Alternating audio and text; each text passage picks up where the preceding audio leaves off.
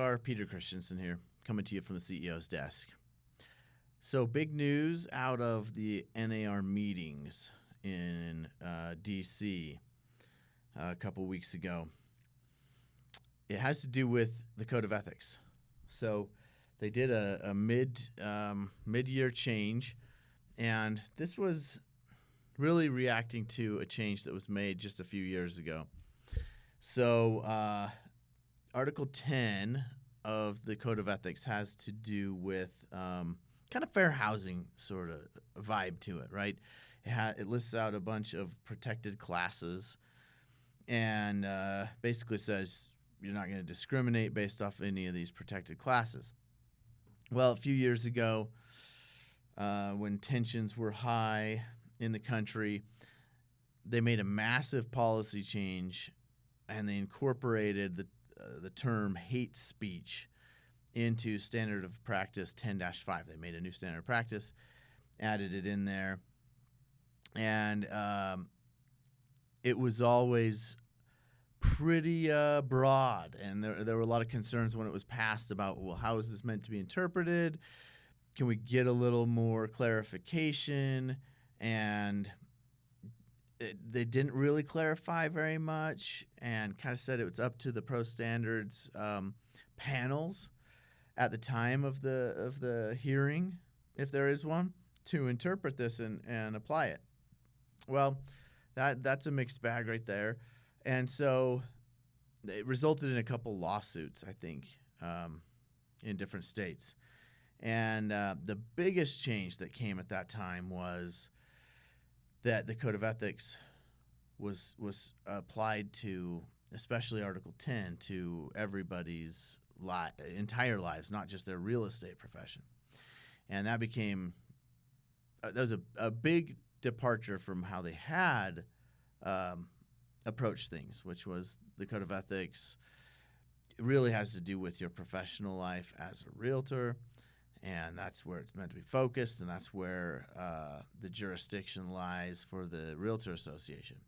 So big departure when they said, never mind, it applies to everything. So basically on your private social media channels, they said Article 10 applies, and if they deem it as hate speech, it can be a violation of the Code of Ethics, even though it was on a private page, not your real estate, realtor, brokerage, agent page.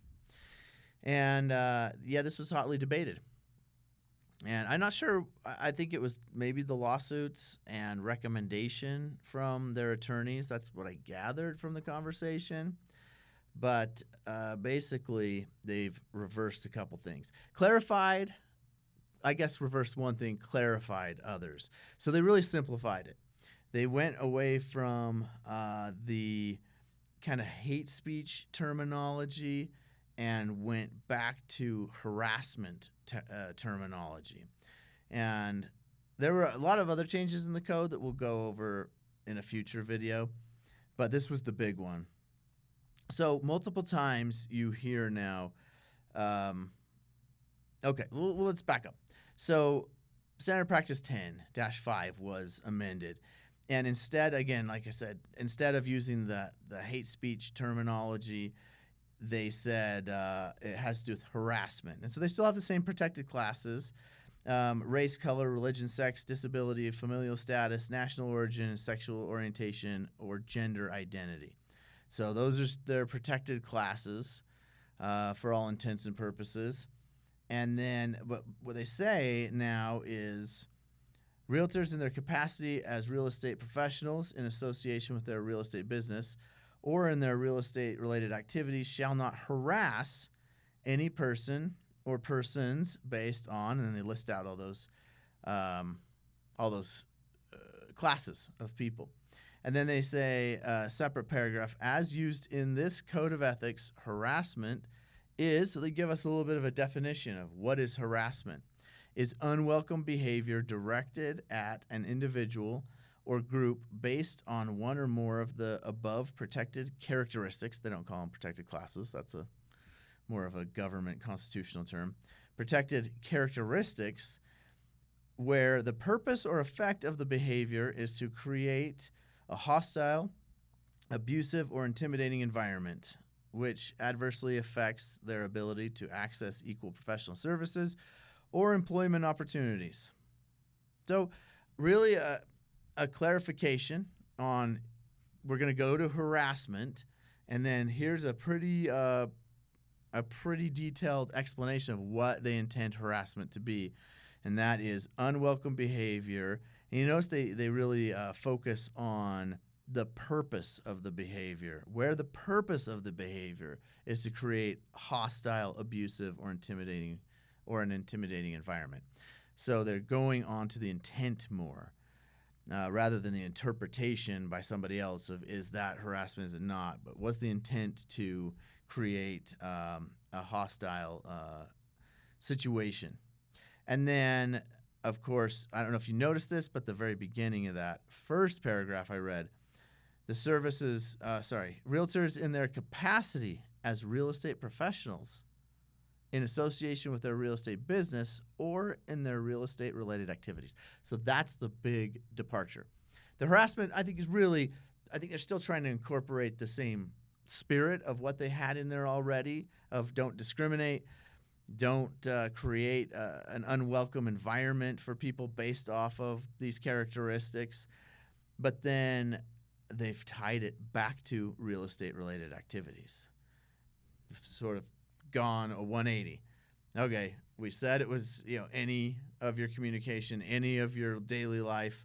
Well, now we want it to go back to your real estate related activities, and they're very clear. They mention it a couple times in Article 10 specifically. This has to do with your real estate related activities.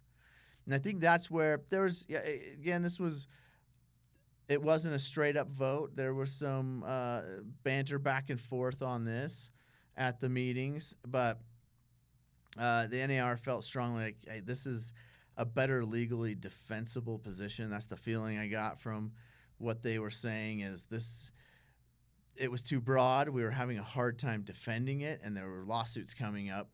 So we're going to stick to the realtor lane and it be related to your real estate related activities. Hopefully our members aren't out there harassing anyone anyway, so this won't be a big issue for you guys. But just interesting that they're seeking some equilibrium here and saying, okay, let's have it. Let's clarify, and let's have it be with your real estate related activities. I think the clarification is very welcome. Somebody who's worked with professional standards panels, it was pretty broad, and it was hard to know how it was meant to be applied, and those questions were there from the beginning. So I appreciate that they've narrowed it down to say, okay, this is the type of behavior we're looking for. So yeah, keep an eye out for more videos talking about some of the other changes. But thanks for tuning in. Remember, this is not legal advice. This is legal information only. If you need legal advice, please contact your attorney. Thanks for tuning in.